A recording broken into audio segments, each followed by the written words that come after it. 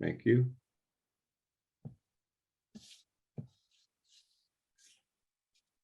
Okay, so what I want to talk about today is the story of light. Light is something that I think we all take for granted, but we can't live without it. It's essentially the definition of faith. We're knowing that every morning the sun's going to rise and bring us out of darkness into light. It's going to warm our planet.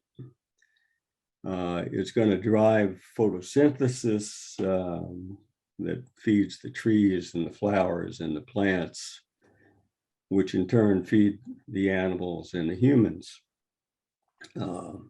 We can't live without light, but we definitely take it for granted.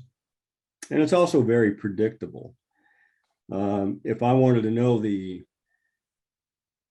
date of sunrise on Easter morning 5 years from now, I could look it up and tell you within a minute of when the sun's going to rise. But it hasn't always been that way. My inspiration for what I'm going to say here comes from this photograph that you see on the screen right now.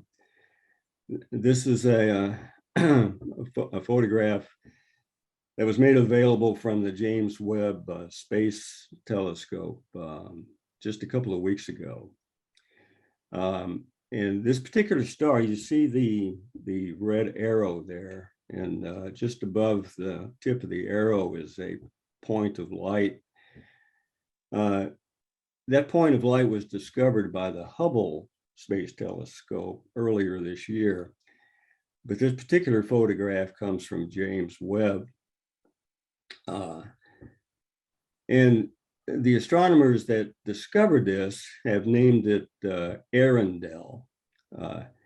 It's spelled Earendel. And it's named after a character in Lord of the Rings. Comes from the Old English word. And the character in Lord of the Rings travels the seas, and he carries a jewel with him that he calls the morning star. But the actual meaning of Earendel in Old English is more like the dawn of light. So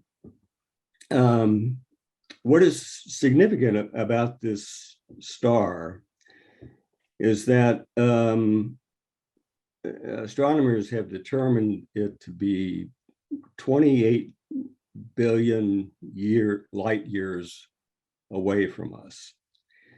It's by far the most distant star ever discovered. And that sort of thing really excites a science geek like me.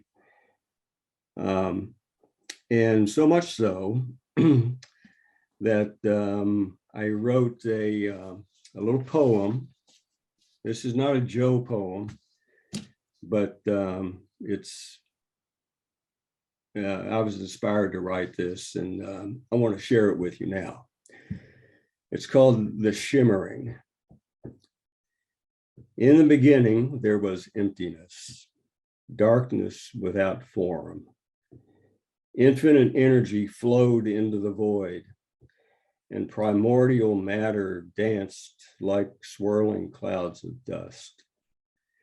And God brought forth shimmering waves into visible existence, and humans named it Earendel, meaning the dawn of light. In the beginning, there was emptiness, darkness without form. Infinite energy flowed into the void, and primordial matter danced like swirling clouds of dust. And God brought forth shimmering waves into visible existence, and humans named it Arundel, meaning the dawn of light.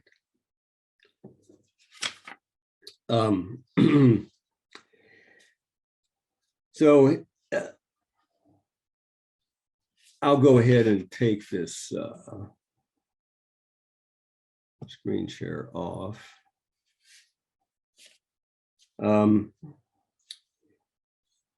So the story of light,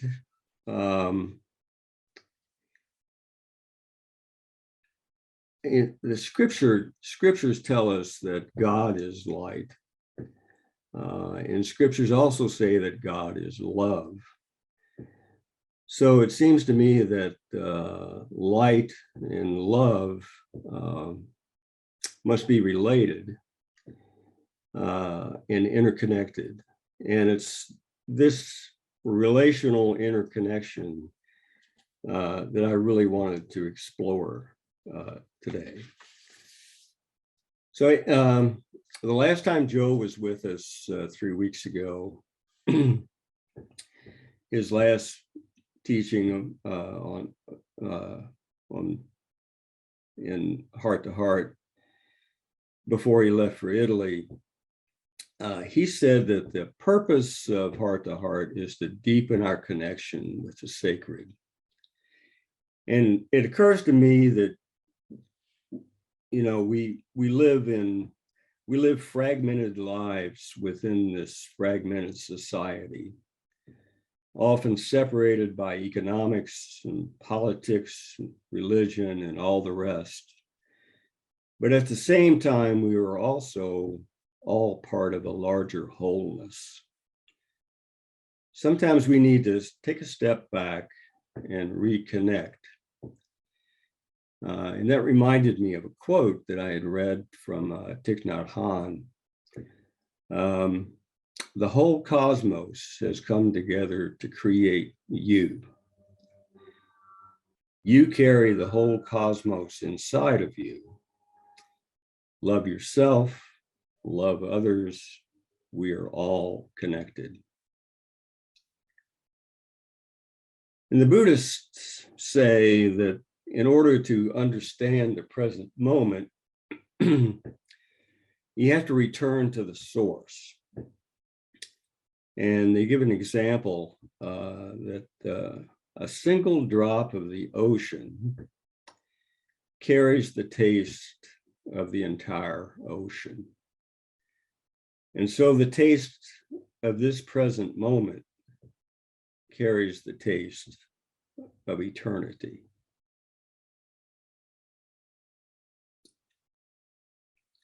So what we're going to do over the next 15 minutes is we're going to return to the source. Our little rectangular boxes here, we're going to turn into a Zoom box time machine. And we're going to go back to the beginning of the universe and take a look at what we see there or what we don't see. But first, every journey needs a good story to start. So the story I want to share with you this morning is the creation story that comes from the 13th century Jewish Kabbalah. And it goes, this is my paraphrase, it goes like this. Once upon a time, before creation, there was only God, the Ein Sof. According to the Kabbalah, there was only the oneness of Yahweh, the endless one known as Ein Sof. Ein meaning nothing, and Sof meaning to be grasped. So nothing to be grasped. But Yahweh longed to be known, and so Yahweh decided to love in order to become known. So Yahweh stepped back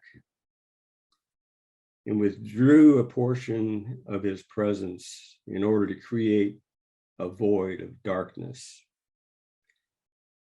Then Yahweh sent 12 vessels of divine light energy into the void that immediately shattered because they could not contain the power of divinity.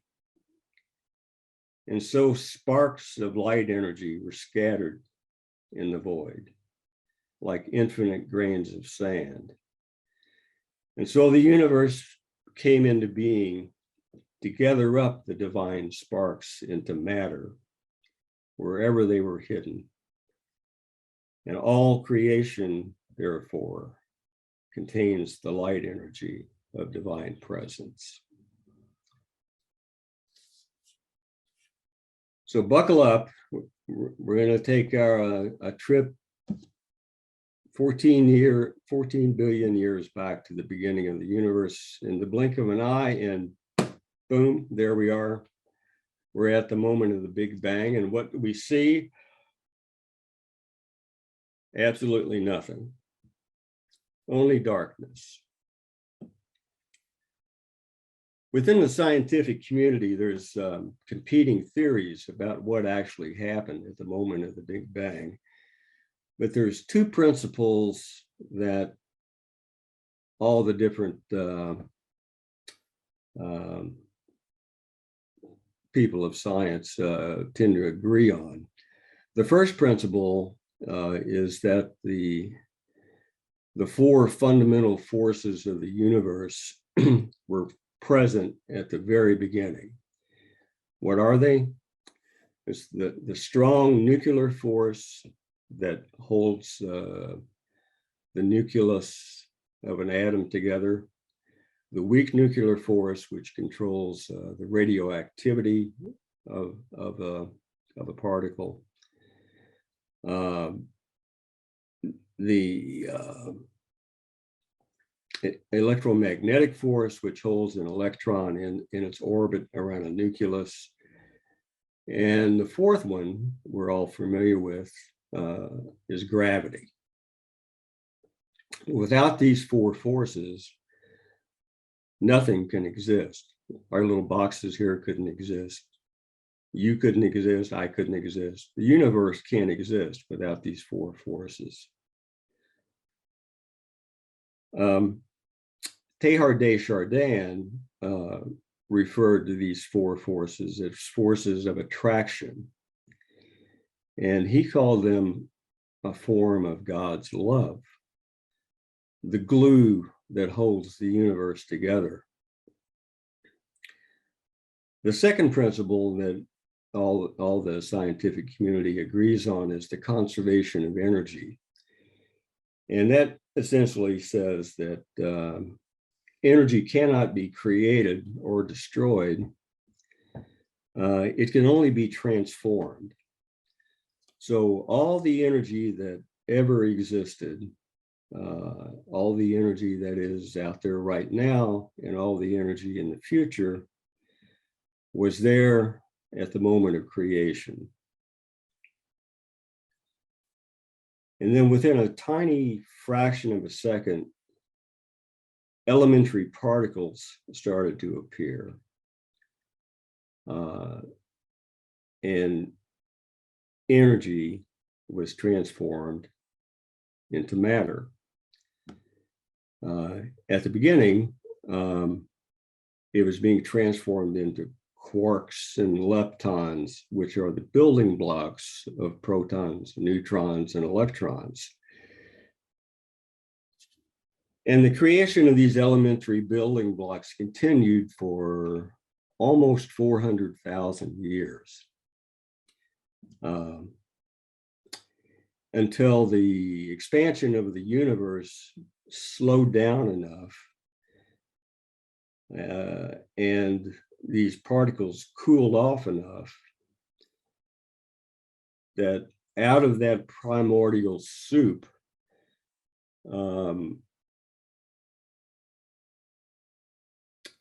atoms of hydrogen and helium began to form. And then over a very, very long period of time, millions of years, hundreds of millions of years, the clouds of hydrogen and helium started to be pulled together by gravity, eventually reaching a critical mass that triggered the very first thermonuclear reaction. And so roughly 900 million years after the Big Bang, Arundel was born, the dawn of light. So if you go out and look up at the night sky today, it's estimated, well, we only see a tiny fraction of what's out there, but it's been estimated that there are 100 million galaxies in the universe, each containing 100 million stars. Each one formed by gravity, radiating relatedness.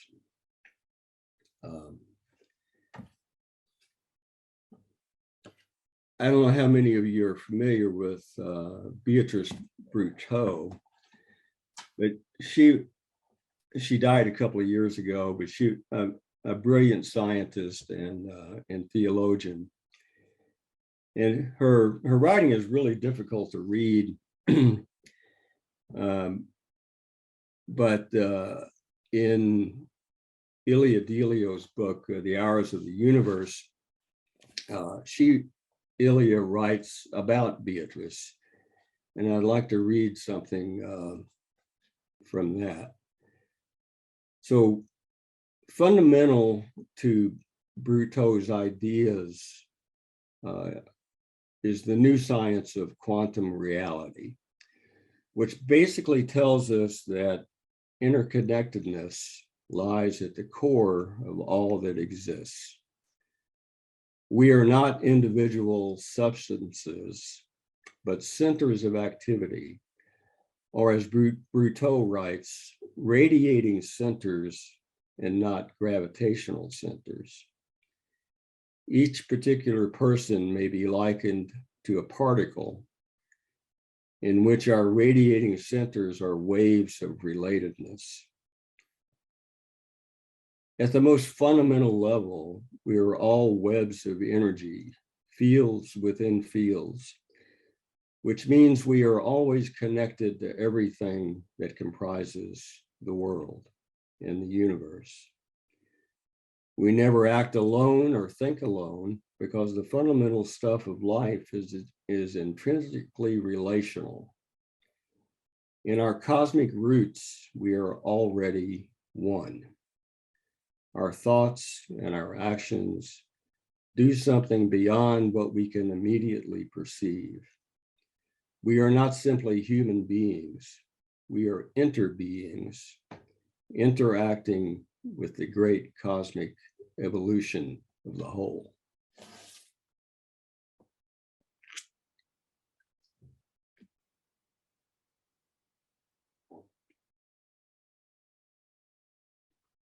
When I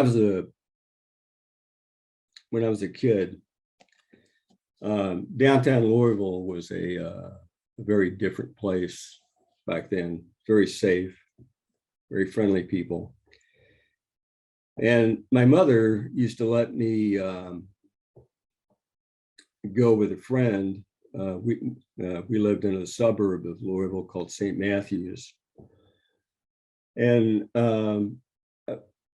this friend and I would walk from where we lived into St. Matthews, and we'd get on a bus and we'd go downtown on Saturday afternoons and go to a movie, or we would go to the YMCA and go swimming, or go shopping and have lunch and that sort of thing, and then get on the bus and come back.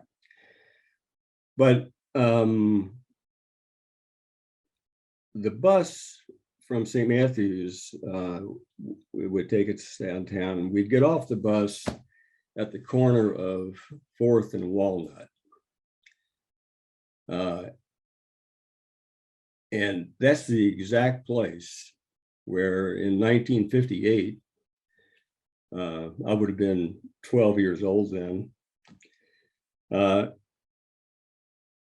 is the spot where Thomas Merton had his great epiphany. The busiest street corner in downtown Louisville, Merton stood there at 4th and Walnut, and he saw all these people walking around, shining out like the sun. And so do we.